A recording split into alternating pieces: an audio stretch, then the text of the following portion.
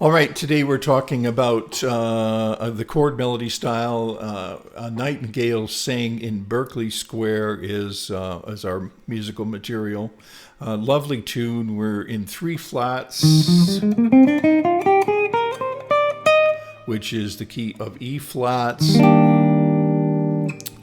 And let me just play the first 8, and then I'll explain what we're doing.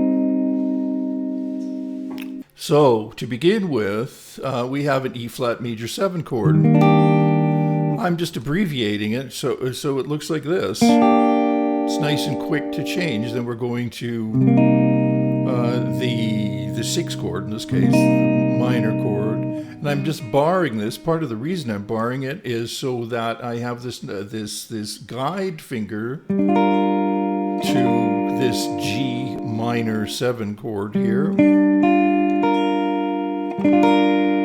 And then a B flat minor 7, they've got it marked here, but when you put the melody in, it just becomes an E flat 7 chord. And then here, A flat major 7, G7 with a flat 9, which is enharmonic to a diminished chord with no root, diminished 7th, and then we have this little leading this little A flat minor 6, B flat 7 with the sus. Right, if I played a great big B flat sus, right, the B flat with it, but I have to put the C on top, so just abbreviating it. E flat because it's got 9 because I've got the 9 in the melody. E flat.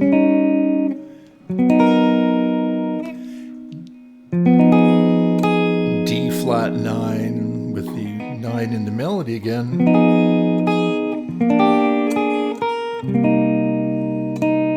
And then I'm just playing like an A flat because I have to accommodate the melody. It just makes more sense to do that. It's just relative to the F minor. And then we have the B flat 7 with the F on top and resolving. And then we just go a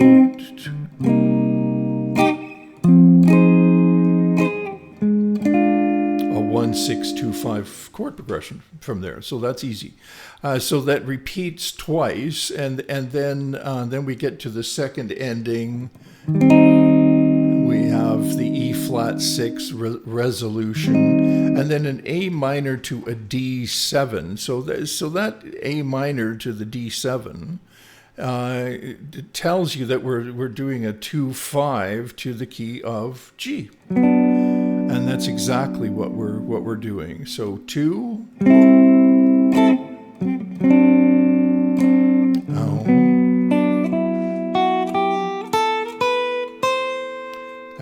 A minor 11 because that's the melody.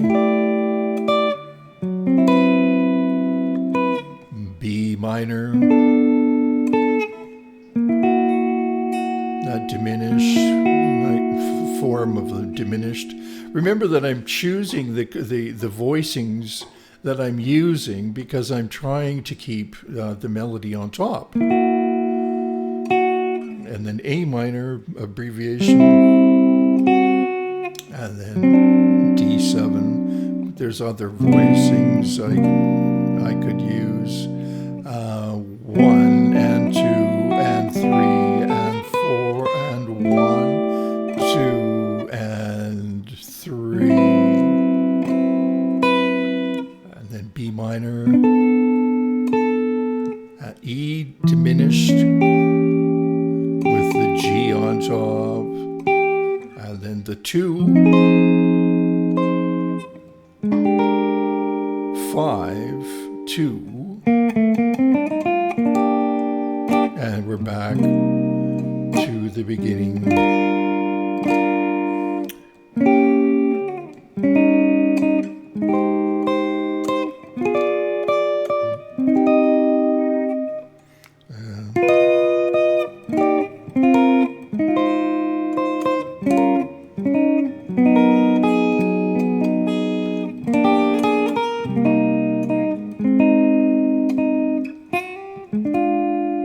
We have the 1-6-2-5.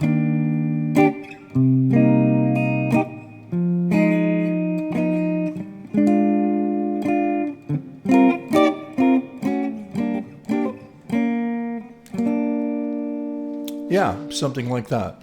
Let's do a brief analysis. Just a brief analysis. Very much of this tune is 1 and 6, and here we have the G minor, which is the 3, right? In the key of E flat. 1 chord, 2 chord, G minor's the 3 chord. The B flat minor to the E flat 7 leads to the A flat major 7 4 chord.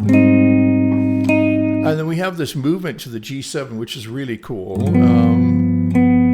This nice chromatic movement. It's, as you can notice, it's not a G minor, it's a G7, because it leads more effectively to the 6 chord and to the C minor.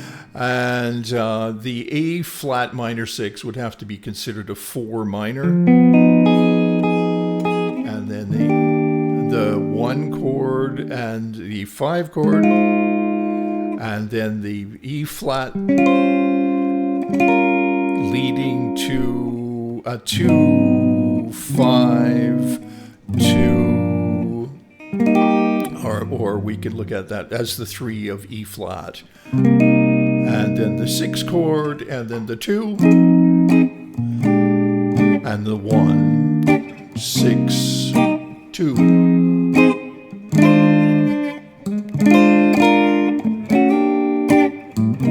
You can hear that chord progression, right?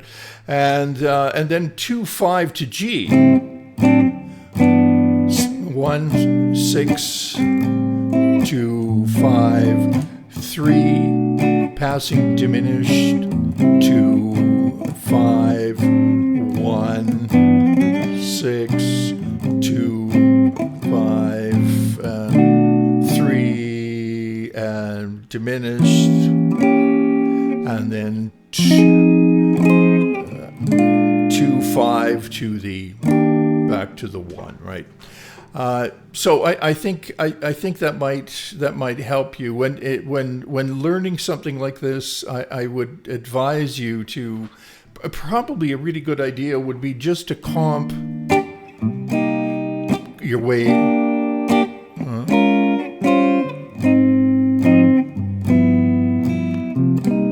through it like that, as if you're comping for for a trumpet player or a sax player or whatever, or a vocalist. And then in terms of doing the chord melody style, the trick is always keeping the melody on top, right? And voicing that melody with each chord change. So it'll definitely improve your chordal understanding. I hope this digital fretboard is still working. Is it? It is fantastic. So you can reference the digital fretboard for the chord voicings I'm using. You'll notice I'm not using great big voicings because to tell you the truth, I'm used to playing with an upright player. And so I don't want to get in the way of what the upright player is playing, which is, fundamentally the roots of the chords. I don't have to worry about the roots of the chords necessarily, so I don't. If I was working on a completely solo style with moving bass lines and so on, that would be a whole, that's a different style, really. So I can abbreviate chords without worrying about filling everything out, right? There's all sorts of ways to abbreviate chords.